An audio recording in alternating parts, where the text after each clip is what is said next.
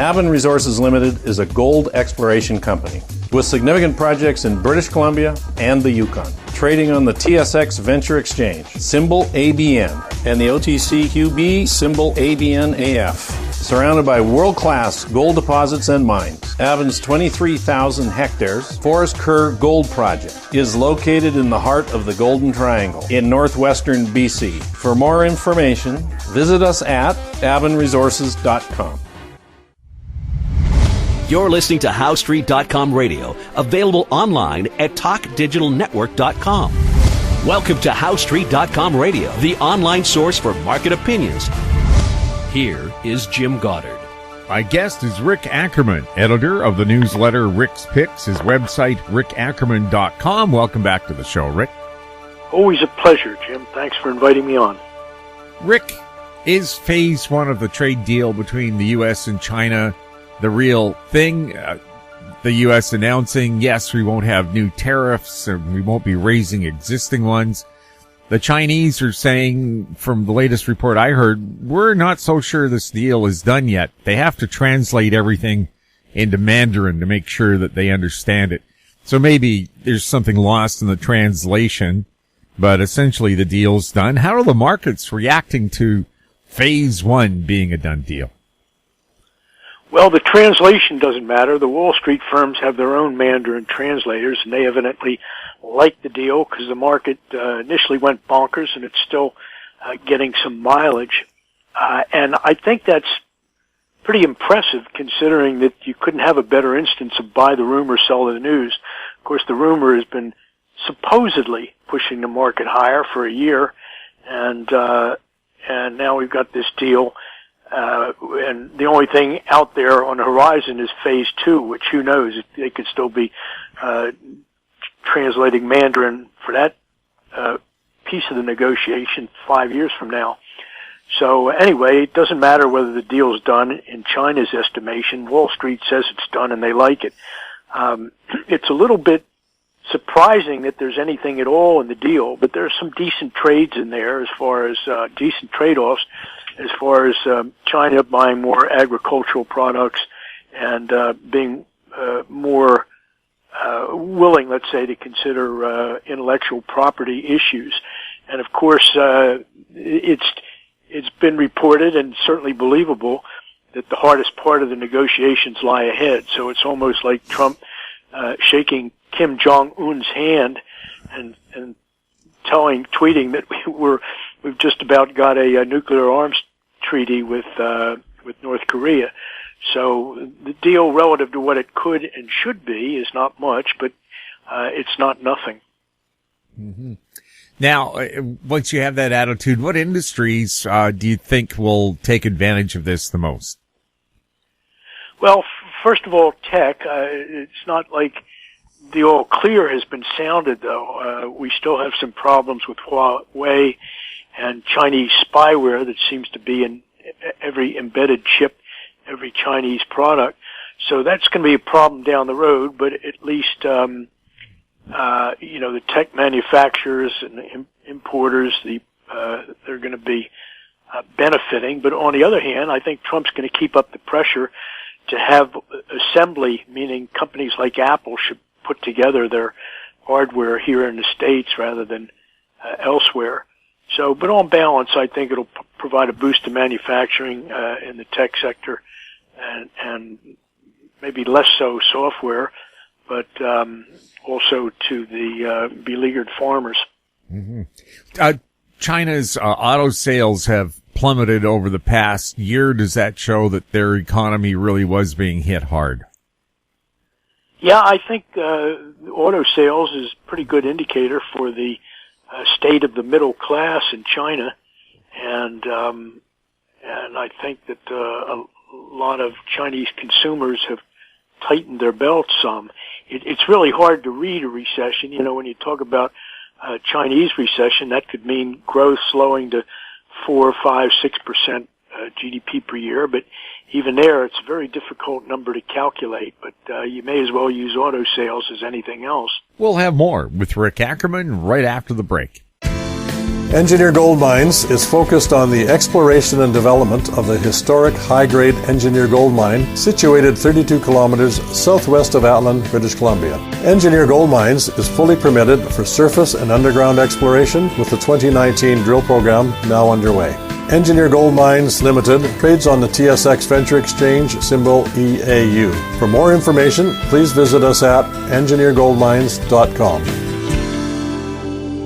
Cypress Development Corp. is developing a world-class lithium resource in the heart of Clayton Valley, Nevada. The size of the resource makes the Clayton Valley project a premier asset with the potential to impact the future of lithium supply. Cypress Development Corp. trades on the TSX Venture Exchange, symbol CYP, the OTCQB, symbol CYDVF, and on Frankfurt, symbol C1Z1. For more information, please visit our website, cypressdevelopmentcorp.com. Welcome back. We're speaking with Rick Ackerman. Rick, wasn't one of the intentions of the U.S. tariffs on Chinese goods to encourage the return of manufacturing to the U.S.? Has that been successful? Trump's putting on a full court press there to keep manufacturers in the U.S. And, you could say that the Wall Street Journal might not like the general thrust of the agreement, which is not to have U.S. manufacturers expand their output into the world, but really to bring as much production home as possible. So I think at least as long as Trump's going to be president, that will be the emphasis of trade policy. Is that doable? Is it affordable for American business?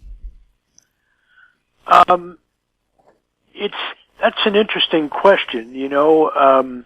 Manufacturing has not been an area of strong productivity gains simply because a lot of the really important gains have been made.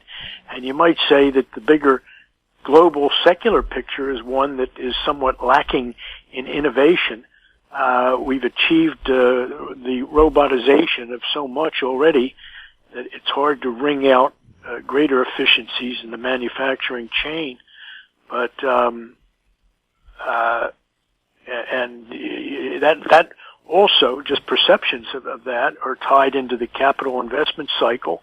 A lot of companies have pulled back because the tariff sort of left them uncertain as not only to how they were going to grow, but where.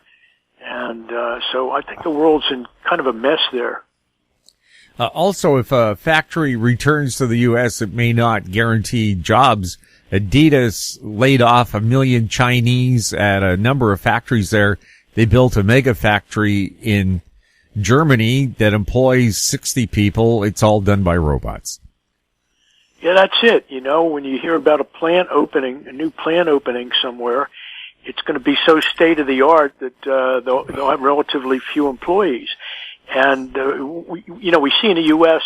these gigantic warehouses, sometimes multi-story warehouses that Amazon is using, and they've got the mechanization of those warehouses so well controlled that you look at them, and in the good old days, there might be many hundreds of people working in the warehouses, or even thousands, but considering the size, but not anymore.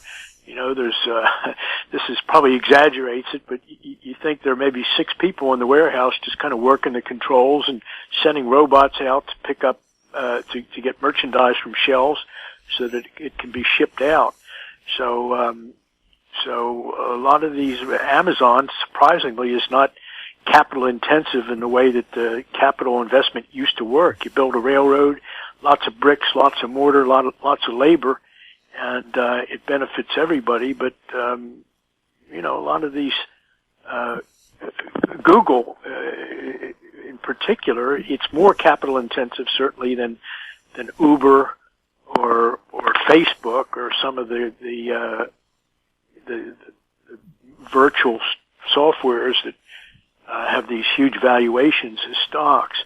But we're going. The whole world is really going through a long period right now where we're going to experience for the first time a technological revolution that doesn't ultimately create more jobs.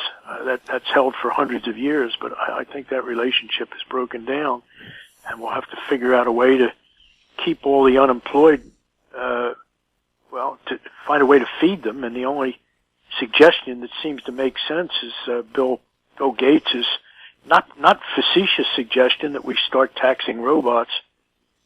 Well, in Europe, I believe the European Union is already doing that or has proposed that. Everybody, if a worker's displaced, the company has to pay a fee that essentially would go to support that person.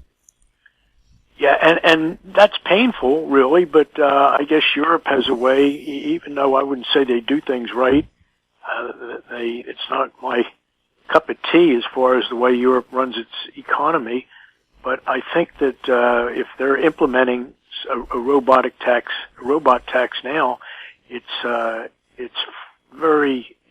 forward thinking. They're just getting a handle on something that's going to bite harder later.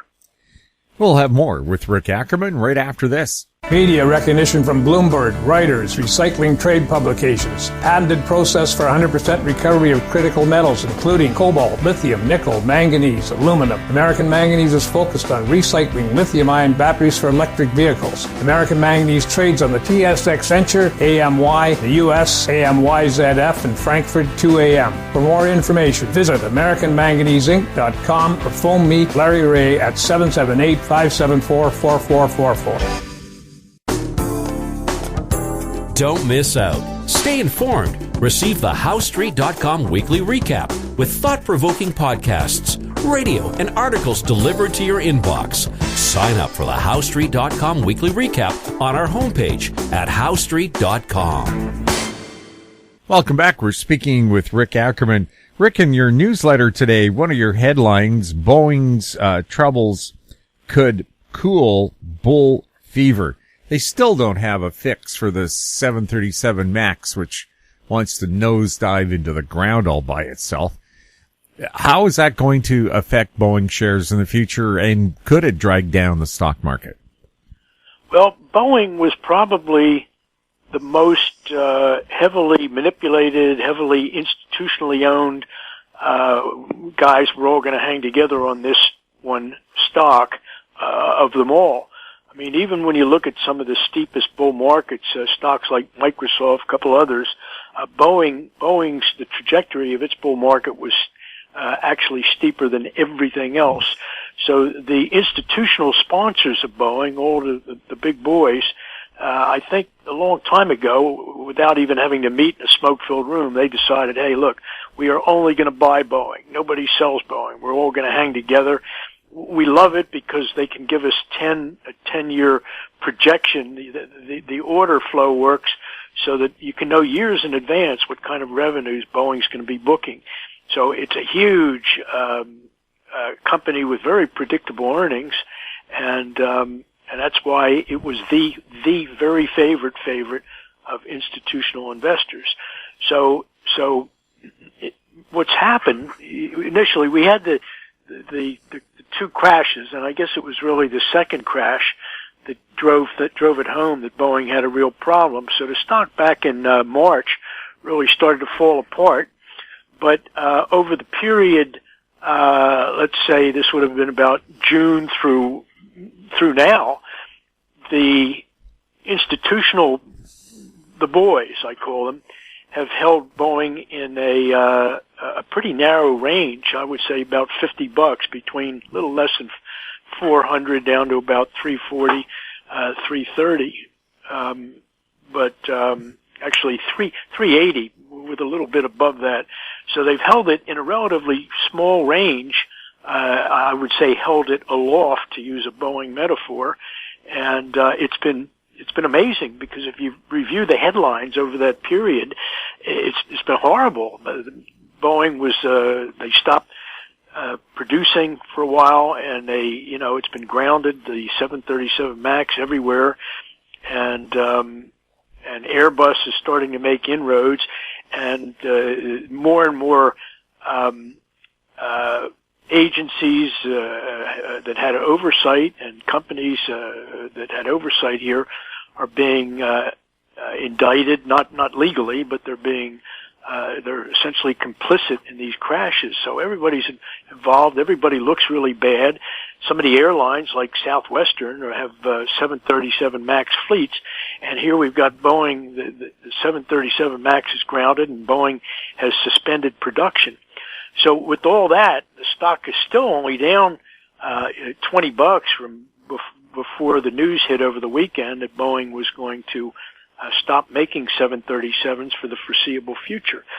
So as I understand it, this is like three-tenths of a percentage point of U.S. GDP, and I think it could get worse because there's a story out today about GE's ties to Boeing, and this could have quite a ripple effect throughout the economy. So I think it's really nutty that the broad averages were up yesterday. Boeing got crushed yesterday. It really had a bad day. It was down almost 5%. And yet the boys just sort of circled the wagons, and they bought, I think 7, 8, 9 Dow stocks and boosted them all by more than $1, which offset the Boeing effect. But I don't think they're going to be able to do that for too long. So, I've been one of those gurus who's pronounced the bull market topping or in imminent danger of death a dozen times, but this is a body blow. Rick, thank you so much for chatting with us. Always a pleasure. Again, thanks much for inviting me on, Jim. My guest has been Rick Ackerman, editor of the newsletter Rick's Picks, his website, rickackerman.com. If you have any questions for Rick or any of our other guests, you can send them to info@howestreet.com. Our YouTube channel is Talk Digital Network. Find us on Twitter @HowStreet. We're also on Facebook. I'm Jim Goddard. Thanks for listening. Comments made on HowStreet.com radio are an expression of opinion only and should not be construed in any matter whatsoever as recommendations to buy or sell any financial instrument at any time. Available online at TalkDigitalNetwork.com. HowStreet.com radio is a production of HowStreet Media Incorporated.